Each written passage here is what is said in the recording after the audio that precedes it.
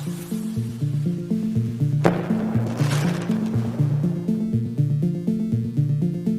दोस्तों, मैं हूं अस्पित चौहान और आप देख रहे हैं आपका अपना YouTube चैनल। आज के इस वीडियो में अपने बात करेंगे बहुत से महत्वपूर्ण क्वेश्चनों के बारे में।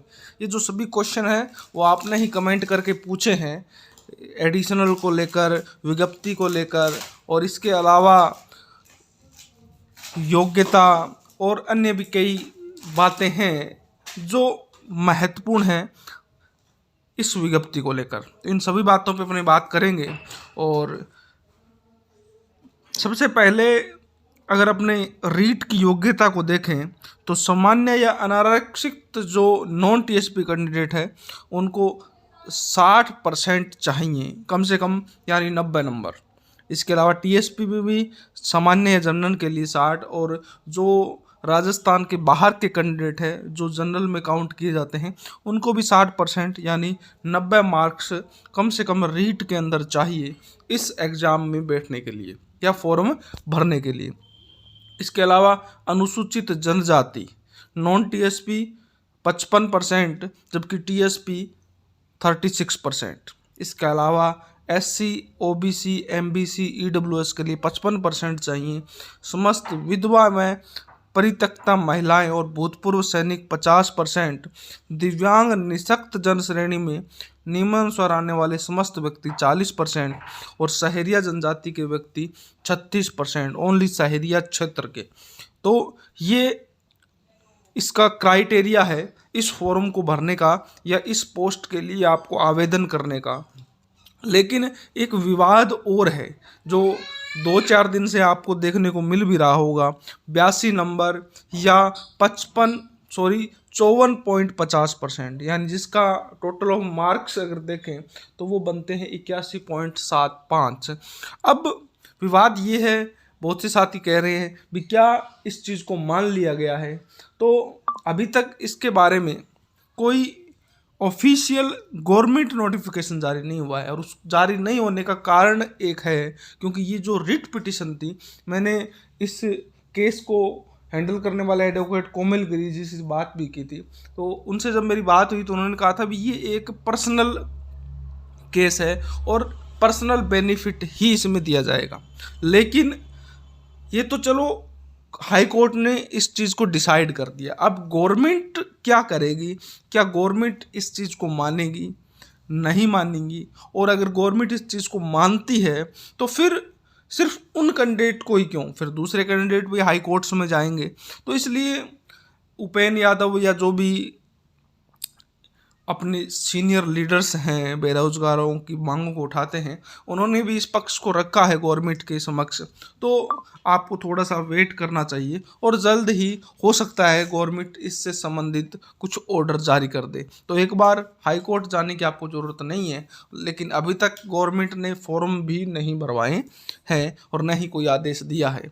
हाँ, हाई कोर्ट का ऑर्डर जरूर आया है, लेकिन वो सिर्फ पिटिशनर के लिए है, जिन्होंने ये रिट लगाई थी सिर्फ उनको ही बेनिफिट देने के लिए है। अब अगर गवर्नमेंट मानती है तो हो सकता है सभी के लिए इस चीज़ को लागू कर दे, और नहीं मानती है तो हो सकता है इसको डबल बेंच में चैलेंज भी कर दिया जाए।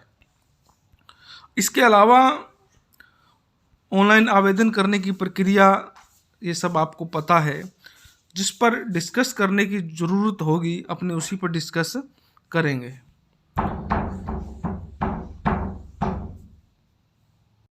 और एक बात का ध्यान रखना है कि जितनी भी योग्यताएं हैं, चाहे आप डिवोर्सी महिला हैं तो आपकी जो डिग्री है वो इस लास्ट डेट से पहले होनी चाहिए। जितनी भी आपकी एजुकेशंस हैं वो भी आपकी लास्ट डेट से पहले होनी चाहिए, तभी आपको इस चीज़ का लाभ दिया जाएगा। और जो आपके ओबीसी सर्टिफिकेट है, ईडब्ल्यूएस है, वो भी आपके इस तारीख तक वैलिड होने चाहिए। अगर वैलिड नहीं है तो आपको शपथ पत्र भी दे सकते हैं, गवर्नमेंट का ऐसा ऑर्डर है। और अगर आप बनवा सकते हैं तो नया भी बनवा लें, तो कोई दिक्कत वाली बात नहीं है।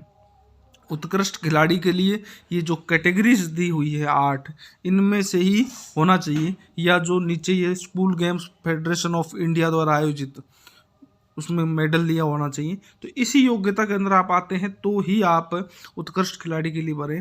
दिव्यांगजन के लिए भी इसमें क्राइटेरिया दिया हुआ है, उसके अंदर आप आते हैं तभी भरें। इन चीज़ों को ध्यान से भरें, क्योंकि ये बहुत लंबे टाइम बाद आपको इसका रिजल्ट देखने को मिलता है और बाद में बहुत प्रॉब्लम्स होती है। आप किसी भी ई मित्र वगैरह पे जाके ये बोल देते हैं कि आप मेरा फॉर्म भर दीजिएगा, ऐसे ऐसे भर दीजिएगा, तो ऐसा कुछ न करें, क्योंकि इसका इफेक्ट बहुत रहता है। और जिले भरते वक्त भी dark zone, non dark zone का ध्यान रखें, जो एक विशेष बात है नॉन डार्क जोन वाले अभ्यर्थियों के लिए। क्योंकि अगर आपको अपने होम डिस्ट्रिक्ट में पोस्टिंग नहीं मिलती है और अगर आप गलती से डार्क जोन वाले ज़िले पहले भर देते हैं और आपको वो ज़िला मिल जाता है, तो फिर 10-15 साल तक वहाँ से ट्रांसफ़र होने की संभावना नहीं रहती है, जो कि आपके लिए समस्या खड़ा कर सकता है। इन चीज़ों का आपको ध्यान रखना है। वेतनमान आपको पता ही है, नहीं तो आप इसमें से देख सकते हैं। शैक्षणिक योग्यता में बहुत से साथी पूछ रहे हैं भी ये जो एक तो 50% ग्रेजुएशन में आपका होना चाहिए, लेकिन ये सिर्फ जनरल मेल्स के लिए है। General female, OBC, SC ST इन सब को 5% की छूट है, यानी आप 45 तक हो तो भी चलेगा, कोई दिक्कत वाली बात आपके लिए नहीं है। 45% के लिए भी ये सब्जेक्ट संबंधित विषय की योग्यता के लिए आपने को यहाँ एक वैकल्पिक विषय के रूप में वो सब्जेक्ट होना चाहिए साथ में समतुल्य परीक्षा। अब अंग्रेजी के लिए बहुत से अभ्यर्थी पूछ रहे हैं कि ये समतुल्य जो परीक्षा है इसका क्या मतलब है? क्या इसका मतलब एडिशनल है? क्या इसका मतलब जो हरियाणा या पंजाब के अंदर ग्रेजुएशन 3 इयर्स डिग्री में इंग्लिश और हिंदी रेगुलर पढ़ी जाती है, क्या वो है? तो दोस्तों, समतुल्य का मतलब वही है जो गवर्नमेंट ने मान रखा है। वर्तमान के अंदर एडिशनल को गवर्नमेंट ने वैलिड नहीं माना हुआ है और इसीलिए उन्होंने रीट पात्रता परीक्षा के टाइम भी एडिशनल को बाहर किया था। इस संबंध में भी, इस नोटिफिकेशन में भी कहीं पर एडिशनल की चर्चा नहीं है, जबकि मैं अगर मानता हूं कि अगर एडिशनल की चर्चा होनी चाहिए थी और ये स्पष्ट लाइन लिख देनी चाहिए थी। बहुत से साथियों के जो मेरे पास कॉल मैसेज थे उनके अनुसार ये मैं बात कह रहा हूँ भी, वो कहते हैं कि इसमें स्पष्ट बात लिख देनी चाहिए थी भी अगर सुप्रीम कोर्ट में इन होंगे तो आपको रखा जाएगा, नहीं तो नहीं रखा जाएगा। तो ऐसी बात 2018 में भी हुई थी, लेकिन अगर ऐसा गवर्नमेंट पहले ही लिख देती है तो गवर्नमेंट बाध्य हो जाती है उनको ज्वाइनिंग देने के लिए। अब गवर्नमेंट ने या बोर्ड ने ऐसा नहीं लिखा, इसका मतलब वो बाध्य नहीं है ज्वाइनिंग देने के लिए। अब अगर हाई कोर्ट से ऑर्डर हो जाते हैं, क्या होता है भविष्य में, तो वो एक अलग मैटर हो जाता है। तो इसलिए मैंने पिछले कई वीडियो में भी, ये सिर्फ एक मेरी राय है, आप इसको माने नहीं माने ये आप पर है।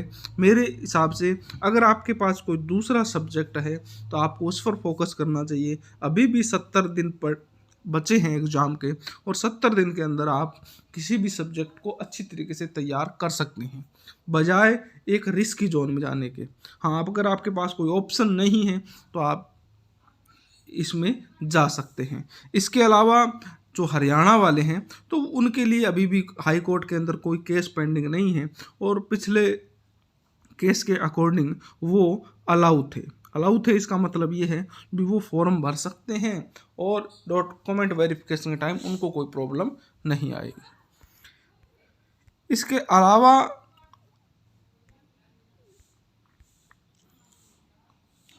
कोई और क्वेश्चन मेरे पास अभी तक नहीं आया है इससे संबंधित। अगर फिर भी आपको कोई समस्या हो तो आप कमेंट कर सकते हैं और कोशिश करूँगा आपकी हर सवाल का जवाब देने की। फिर मिलता हूँ एक नए वीडियो के साथ, तब तक जय हिंद, जय भारत।